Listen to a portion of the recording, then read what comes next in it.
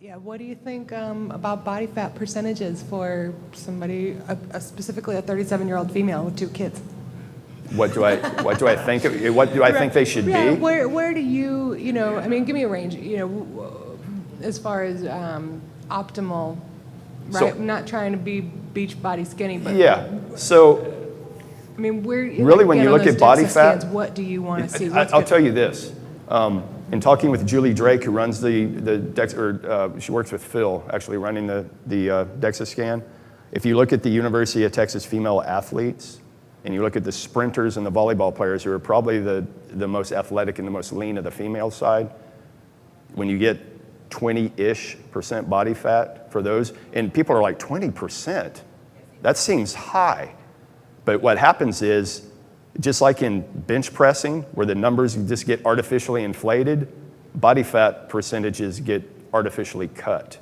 So realistically, what's realistically going on is totally different than what you're led to believe. I mean, you read in magazines and, the girl's, 5% body fat. It's total BS. Total BS. If you look at it, they're not that low, no.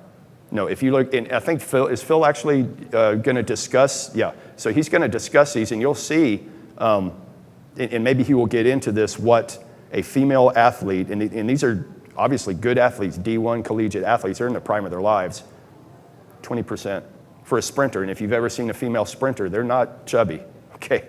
And volleyball players, I think, is the next group. But if you look at the sprinter is a prototypical female athlete of just being lean, 20%. And I think that too, so the distribution, right? Like it's not all sort of. Oh yes, yeah. Oh, it's definitely not belly fat either. Yeah, it's more yeah, intramuscular, right? Yeah. It's yeah. I mean, is that energy? Yeah. So it's a lot of in the glutes and legs is primarily where their body fat deposits are. So.